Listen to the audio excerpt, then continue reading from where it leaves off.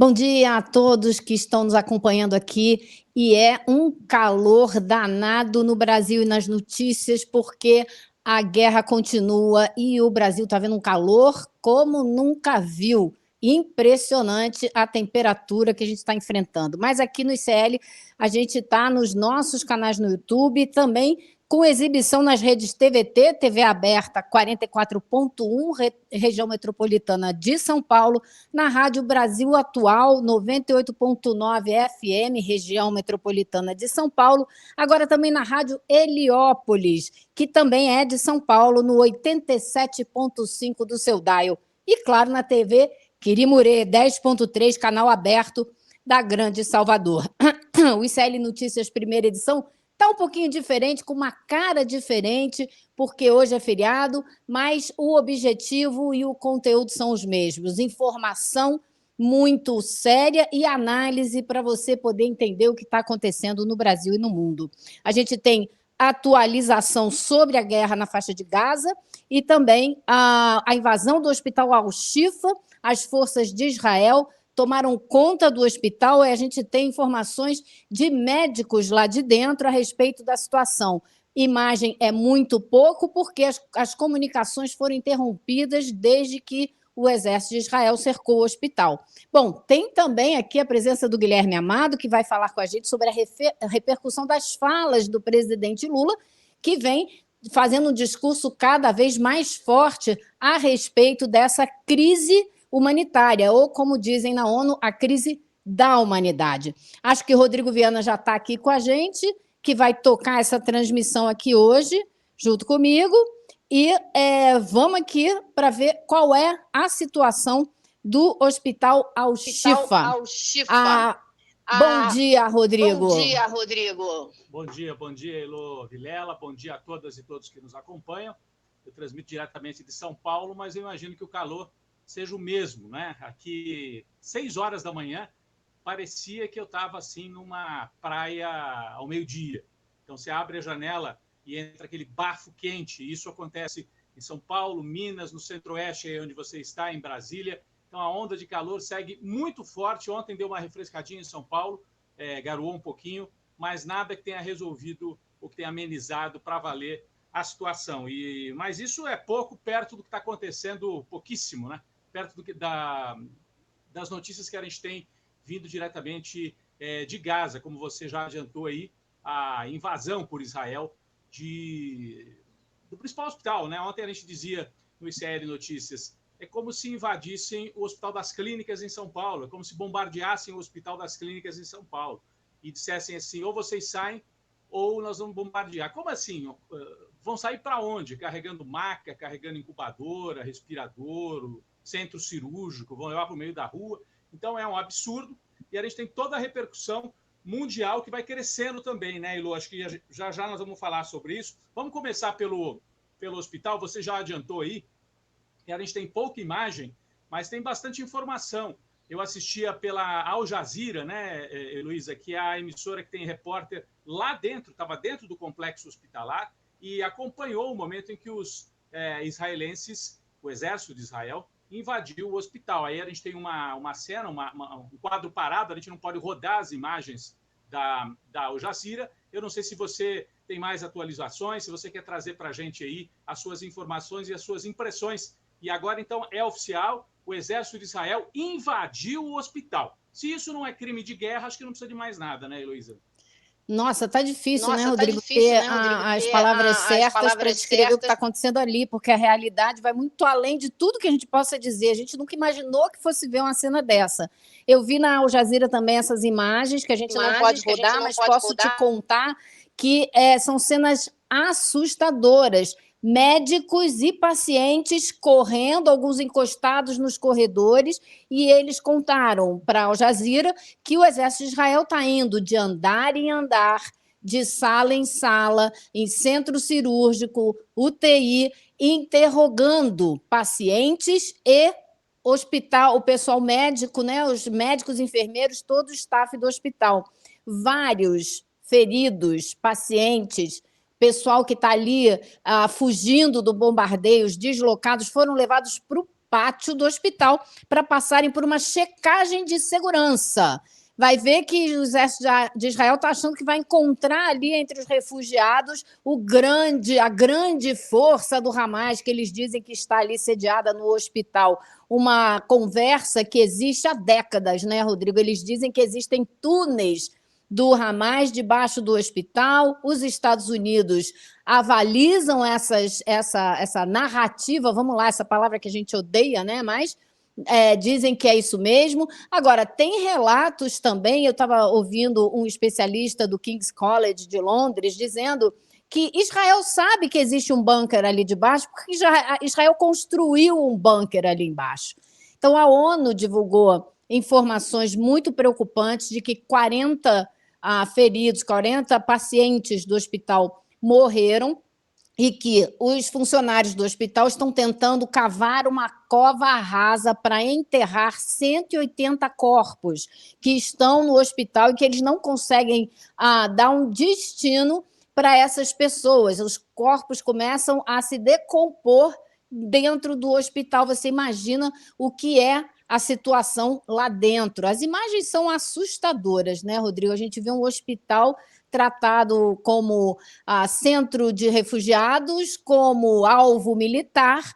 É realmente estarrecedor, para não dizer revoltante, você vê um hospital, e o maior hospital da faixa de Gaza, ser tratado dessa maneira, né? Exatamente. A gente, enquanto você falava, a gente tinha essas imagens, Elô, são recuperadas de um pouco antes da invasão do exército israelense lá no hospital Al-Shifa. Então, a situação já era de muita precariedade. Você vê a imagem lá de um corredor interno, vai para a área externa, onde há esse acampamento. Em vários dos hospitais de Gaza, essa é a situação, né? As pessoas tiveram suas casas destruídas ou têm medo que a casa seja bombardeada e aí correm para o hospital. Algumas porque estão com parentes internados, outras porque vão para um ponto que imaginavam ser um ponto de maior proteção, que Israel não teria coragem de bombardear durante esta operação. Acontece que a gente já viu lá no começo de tudo, quando o primeiro dos hospitais foi bombardeado, aquele hospital que inclusive era administrado por cristãos, né, na faixa de Gaza, e a notícia primeira de 500 mortos, Israel negou que fosse o... Lembra? Israel passou dias e dias negando, né? Imagina, a gente jamais atacaria um hospital. Tanto podia ter atacado e tanto atacou, que agora está atacando. Agora está atacando esse, que é o hospital Al-Shifa. A gente tem aí imagens, só para deixar claro, estas imagens não são agora do momento do ataque que ocorreu durante a madrugada aqui no Brasil, noite e madrugada no Brasil. São imagens que mostram a precariedade do complexo de Al-Shifa um pouco antes desta incursão agora oficial, assumida das tropas israelenses. Olha isso, Elô. Isso aqui parece uma feira, né? Parece uma feira na porta do hospital. Olha a precariedade. E Israel ainda está piorando a situação, fazendo ataques diretos. E a informação que eu li agora há pouco, e ouvi na Al Jazeera também, que é um canal confiável de notícias, muito mais do que os canais dos Estados Unidos e 300 vezes mais do que os canais brasileiros, que são uma base de operações israelense hoje, né? E de difusão de informação israelense. Eles estão indo sala por sala, corredor por corredor, atrás dos pontos onde estariam escondidos militantes do Hamas. Essa é a informação. Então, as tropas israelenses avançando. A gente imagina como é que é isso, tropa no meio de corredor de hospital, onde já havia gente esparramada nas macas, né? As pessoas estão esparramadas onde dá, fora e dentro do hospital. Elô, enquanto você ainda segue comentando esse tema, eu vou só melhorar um pouquinho aqui a conexão e colocar um fone para que a gente possa conversar um pouquinho melhor, tá? Eu vou pedir licença. Tá, enquanto isso, então, vou contando aqui para as pessoas que não é apenas o Hospital Al-Shifa que está sob ataque, né? Esse é o maior hospital de Gaza e é muito importante, por isso a gente acompanha de muito perto, até porque o governo de Netanyahu jura que ali existe o centro de comando das operações do Hamas. Mas o hospital Indonesian Hospital, que também fica em Gaza, também está sob cerco. Vários blocos de apartamentos em torno do hospital foram completamente destruídos. Então, é bombardeio em torno do hospital. Aí a gente vê que o que Israel está fazendo é uma destruição total, partindo para uma destruição total. Não é apenas porque o hospital Al-Shifa é o centro de comando do Hamas, uma afirmação muito discutível. E agora, essa acusação do Estado de Israel tem muitos anos. E agora chegou a hora da verdade. Eles vão ter que provar por A mais B que estavam falando a verdade. E o que o pessoal, os palestinos dizem que vai ser impossível, especialmente os médicos do Hospital Al-Shifa, desde o começo, vem dizendo que isso é uma acusação falaciosa e que agora, então, a gente vai ver realmente o que acontece, né? O que tem aí nesse hospital para o Estado de Israel partir para essa agressão a um local que deveria ser proibido segundo todas as leis internacionais. E é por conta das leis internacionais estarem sendo desrespeitadas que a gente já vê muita reação no mundo. O primeiro-ministro canadense, o Justin Trudeau, hoje, pela primeira vez, fez uma declaração contundente, porque não é bem do feitio dele, ele tem sido bastante comedido, acompanhando as posições pró-Israel dos Estados Unidos. Mas agora ele veio a público e disse que o mundo está assistindo o assassinato de mulheres, de crianças e de bebês, com muita ênfase. A gente viu as imagens, a gente não pode mostrar os rostos dos bebês, mas a gente viu imagens no Hospital Al-Shifa de vários bebês colocados na mesma cama, porque tiveram que sair das incubadoras, porque não tem mais energia para alimentar essas incubadoras. Aí está o Trudeau dizendo isso, então, que o mundo está assistindo o assassinato de mulheres, de crianças, de bebês. Isso tem que parar, afirmou Trudeau, pedindo comedimento, pedindo que Israel se contenha, que é preciso restringir Israel. Então, ele deixou a desejar, né? Porque, vamos combinar, ele devia ter pedido basta, chega, parem, cessar fogo já. Eu acho que é isso que tem que ser ouvido na voz dos líderes mundiais. É hora de pedir cessar fogo já, parar com essa matança, parar com o derramamento de sangue. Bom, mas apesar de ter sido um pedido, na minha opinião, Rodrigo, bastante comedido, o primeiro-ministro de Israel reagiu, não gostou não, já foi para as mídias sociais defender toda essa operação, todo esse massacre que o governo dele está promovendo. Teve a resposta já do Netanyahu. Você me ouve bem, Heloísa? E todas e todos? Ouço muito bem. Muito bem. Então, você trazia aí com detalhes a reação do Trudeau, que, enfim, significa que estão sentindo, Heloísa, quer dizer, nos Estados Unidos, daqui a pouco a gente vai falar dos Estados Unidos também, mas no Canadá, na França, ontem a gente falou rapidamente sobre a França, né? Onde há uma movimentação também, uma pressão muito grande nas ruas. Há alguns líderes mundiais, não é que eles vão ficar contra Israel, mas estão pedindo, ao menos, moderação para os israelenses, né? Moderação significa o quê? Bombardeia só metade do hospital? Tem que parar tudo, como você falou. Tem que parar de ter bombardeio numa área que é densamente povoada, que você não consegue separar o que é o combate do que é a população civil. E esse argumento dos israelenses, né, e da comunidade judaica, pelo menos aquela que apoia o massacre aqui no Brasil, é assim: fazer o quê? Eles estão lá no meio, o Hamas está escondido no meio da população civil. Eu fico me perguntando, eles queriam que o Hamas estivesse aonde? Porque ali moram 2 milhões de pessoas. O Hamas administra aquele pedaço da Palestina, né? O Hamas foi eleito, é bom não esquecer, né, Rodrigo? O Hamas foi eleito para administrar a faixa de Gaza. Exato. Agora, independente da opinião que se possa ter sobre o Hamas, né? Independente da opinião que se possa ter, que é um partido, uma facção que tem um lado religioso, etc. e tal, e que promoveu aquele ataque de 7 de outubro, que é inegável, as imagens vieram e tal. Mas o que se pode fazer, né? O que se pode fazer é parar com o massacre. E daqui a pouco nós vamos falar também de como é que isso repercutiu aqui no Brasil. Aliás, acho que a gente podia já ir para esse assunto, né, Heloísa? Só posso acrescentar uma coisa, Rodrigo? Claro. Que eu estava vendo um analista falar isso lá de Londres. Ele diz o seguinte: Israel está prometendo aniquilar o Hamas. Acontece que o Hamas não é um exército como o exército de Israel, né? Não é uma força organizada como as forças institucionais do Estado de Israel. Você dizer que você vai aniquilar o Hamas é a ideia de que você vai aniquilar um movimento, um desejo de liberdade, um projeto de emancipação. E você não vai acabar com essa ideia, não adianta. Você pode matar muita gente, você não vai acabar com essa ideia. Acho impossível, conhecendo um pouquinho dos palestinos que eu conheço, isso vai acabar. Pois é aquela mesma ideia que tiveram de, enfim, você, na ditadura militar aqui, né? Não, você massacra, prende, vai acabar a resistência e vão aceitar a ditadura. Não vão aceitar a ditadura. Tinha a famosa música, né? Você me prende vivo e eu escapo morto, né?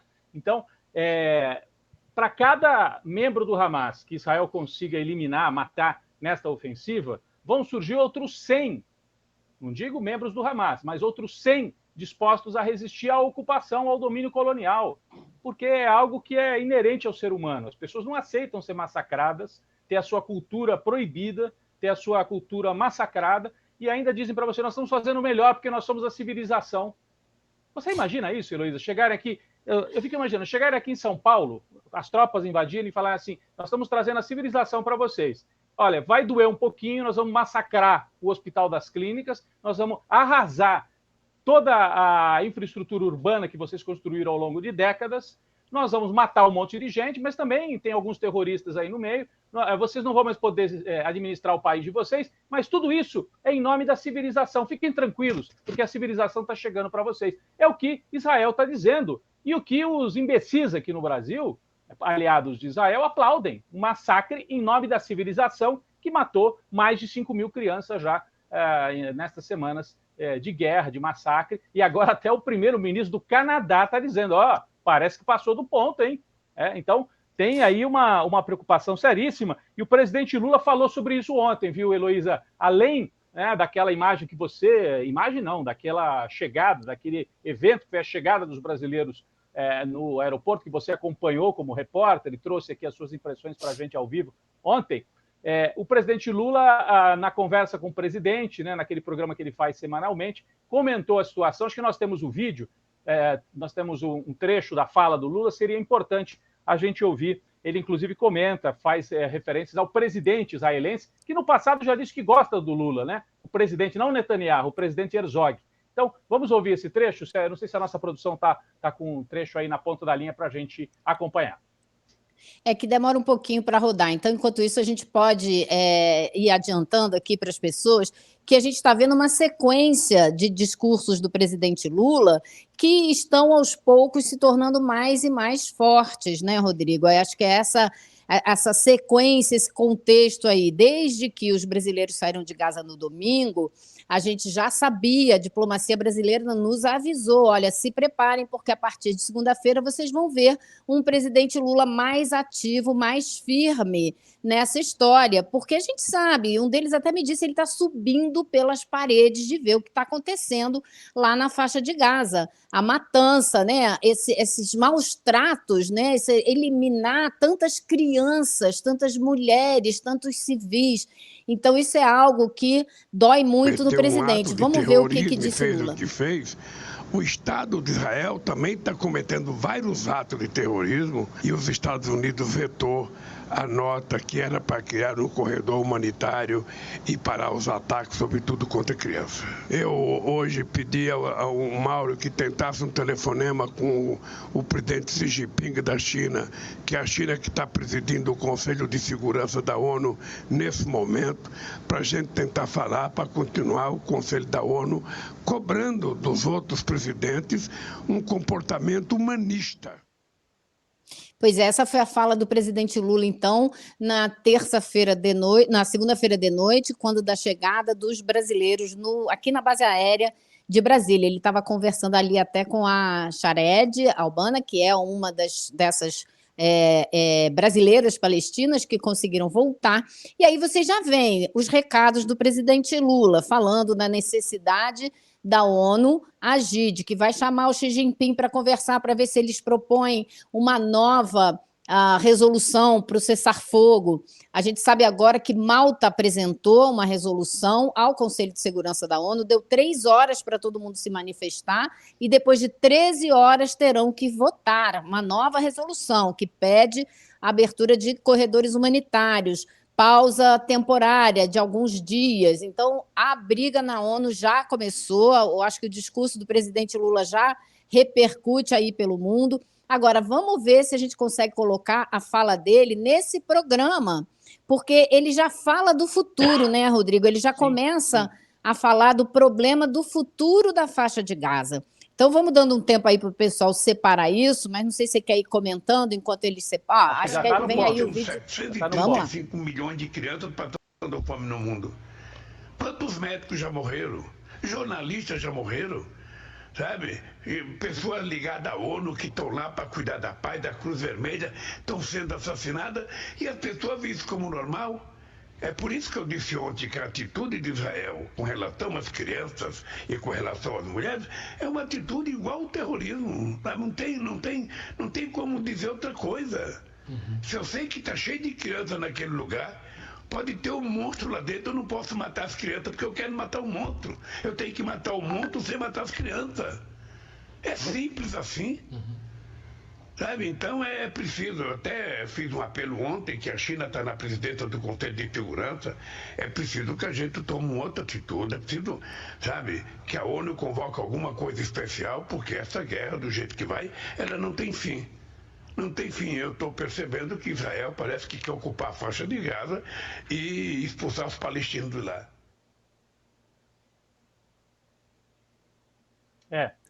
Eu acho que já foi, né? Esse era o trecho principal, porque agora eu fiquei... Não está dando para ouvir mais a fala do Lula. Foi isso mesmo, Rodrigo. Era o trecho principal, ele falando do futuro de Gaza, ele dizendo que o que parece é que Israel quer ocupar toda a faixa de Gaza. E é justamente o que a gente vem falando aqui, acho que há 3 semanas, né, Rodrigo, dizendo que o projeto de Israel era justamente esse.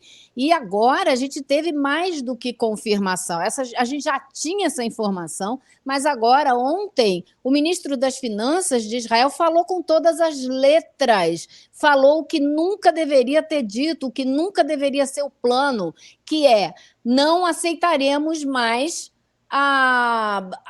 como é que ele diz? Ele não aceitaremos mais. Eu esqueci as palavras, mas ele diz que Israel vai tomar conta daquilo ali e que os palestinos devem emigrar voluntariamente. Voluntariamente, Rodrigo, debaixo de bomba. Isso é uma limpeza étnica clássica, né? Que, ao ser feita na Europa, nos Balcãs, levou o Slobodan Milosevic para o banco dos réus. Para o banco dos réus por crime de guerra. Já, logo mais ao longo desse programa, nós vamos falar sobre isso. Há um pedido de levar o Netanyahu e o governo israelense para o Tribunal Penal Internacional. Pelo que eu entendi, daqui a pouco o Luiz Nassif estará ao vivo aqui com a gente, vai trazer mais informações, mas se você quiser adiantar rapidamente também, Heloísa, mas pelo que eu entendi, a Turquia apresentou esse pedido de levar Israel e o governo Netanyahu, na verdade não é Israel, o governo de Israel e o Netanyahu para o Tribunal Penal Internacional, por isso aqui, pelos crimes que está promovendo, né? E há um grupo de juristas integrado por advogados franceses, 300 juristas. Ontem a Carol Proner, né, advogada, jurista importante brasileira, postou essa informação também nas redes sociais. Então Israel começa a ver a sua situação ficar um pouco mais complicada internacionalmente, perde apoio. Me chama a atenção que um dos países onde Israel tem mais apoio no mundo é aqui no Brasil, Heloísa. É aqui no Brasil. A sociedade brasileira está... É inacreditável, mas é porque essa aliança com um setor neopentecostal e com o bolsonarismo. Bolsonaro é estratégico para o Netanyahu. Sem o Bolsonaro fazendo oposição aqui no Brasil, eles teriam perdido a América Latina inteira, já teria ido inteira, porque já foram Chile, Colômbia, Venezuela, Cuba, a Argentina só não foi porque está no meio de eleição, mas se o Sérgio Massa ganha, certamente vai adotar uma posição mais firme também. Então, o Lula ainda fica com alguma dificuldade para agir, porque tem uma oposição nos calcanhares alimentada pela extrema-direita israelense. Mas muito importante que o presidente Lula tenha falado aquilo que ele falou na chegada dos brasileiros de Gaza, ali ainda no aeroporto, e ontem reafirmou nesse programa, nesse trecho que a gente mostrou agora há pouco, dizendo que o que o Israel está fazendo são atitudes terroristas. Então, o Lula é bom porque ele se comunica facilmente com o povo, né, Heloísa? Olha, isso aí é terrorismo, o que Israel está fazendo. O povo entende fácil isso. E o Lula fala, o Hamas fez um ato terrorista. O que Israel está fazendo é ato terrorista. Israel quer dominar a faixa de Gaza. Ele falou com todas as letras. O que todo mundo fica falando assim, será, talvez, quem sabe? O Lula falou, estou sabendo que Israel quer dominar completamente a faixa de Gaza. É fácil, está comunicando com o povo brasileiro. Mesmo assim, aqui tem muito apoio a essa matança promovida pelo Estado de Israel, né? Exatamente, Rodrigo, e eu acho que foi essencial esse recado do Lula, porque, como você diz, ele fala com uma linguagem simples, direta, que qualquer pessoa entende. E quando você está falando do assassinato de mais de 11 mil pessoas, entre elas mais de 5 mil crianças, não tem como contemporizar. Né? Isso é um assassinato, é uma punição coletiva, e isso é crime. E tem mais gente entrando com ação contra os atuais representantes do Estado de Israel. Esse advogado de Lyon, que você mencionou, que reuniu mais de 300 advogados, ele falou que é um verdadeiro exército de advogados para defender os palestinos, mas ele não é o único. Aqui mesmo nos Estados Unidos também tem uma série de organizações que se juntaram para entrar com uma ação aqui mesmo nos tribunais dos Estados Unidos. Então, você vê que vão se abrindo frentes diplomáticas e jurídicas contra esse genocídio, que é fundamental. Eu gostaria de ter visto isso 4 semanas atrás, 3 semanas atrás, mas que comece e que ande rápido, né, Rodrigo? Porque as pessoas que estão morrendo lá não esperam, não tem como esperar. Você vê o exército dentro do hospital, o que mais que precisa a gente ver, né, para o mundo se mexer? Então, a gente começou a ver falas contundentes de países que fazem parte ou do G7, o Canadá é do G7, né? É um aliado tradicional dos Estados Unidos. O primeiro-ministro veio e falou. Né? O presidente brasileiro, que é uma das 10 maiores economias mundiais. Então, você já tem das 10 maiores economias ou dos 10 países mais importantes ou com mais peso político e econômico no mundo, Rússia, China, Brasil, Canadá, pelo menos esses, se posicionando fortemente contra o que Israel está fazendo. Então, a situação política de Israel não está simples, não está simples. O Lula vai ter que enfrentar uma oposição cerradíssima aqui, porque nós vamos falar daqui a pouco, os bolsonaristas estão usando esta fala do Lula para fazer política interna. Então, aproveitando isso para a mobilização política deles. Nós vamos voltar a isso logo mais também com o Guilherme Amado. Eu aproveito aqui, né, e vou chamando já os próximos assuntos. Você, se puder, fique por aqui com a gente. A gente está aqui passando os assuntos da guerra, depois vamos para os assuntos do Brasil, com o Guilherme Amado, com o Luiz Nassif e depois com o professor Gessé. Mas, Heloísa, você falava dos Estados Unidos, onde também já há... Olha aí, será que essas imagens aqui, eu não tenho certeza... Não, essas aqui não são do hospital. Não, desculpa, não. São de outros momentos. Não é que eu tomei um susto e falei, será que eram as tropas avançando dentro do hospital? Não era. Não é. A gente não duvida de mais nada, né? Pelo que a gente tem visto, não dá para duvidar de mais nada, né? Mas eu acho, Rodrigo, que a gente pode fazer um contraponto com o que você estava falando a respeito dessa divisão no Brasil, dos bolsonaristas tentando se aproveitar desse momento para fazer movimentação contra o governo Lula. A gente tem algo parecido, mas diferente nos Estados Unidos, uma divisão cada vez maior dentro da sociedade estadunidense por conta dessa situação lá na faixa de Gaza. O presidente Joe Biden está enfrentando uma movimentação dentro do seu governo cada vez maior. Agora veio à tona, e o New York Times deu com exclusividade, uma lista que começou, quando foi entregue ao Biden, com 402 nomes, mas já tem mais de 500 de funcionários do governo que foram indicações políticas, ou seja, pessoas escolhidas pelo governo do presidente Biden para trabalhar na organização do governo, no Departamento de Estado, no FBI, no Departamento de Justiça. São mais de 500 nomes pedindo, clamando o presidente Biden que insista no cessar-fogo.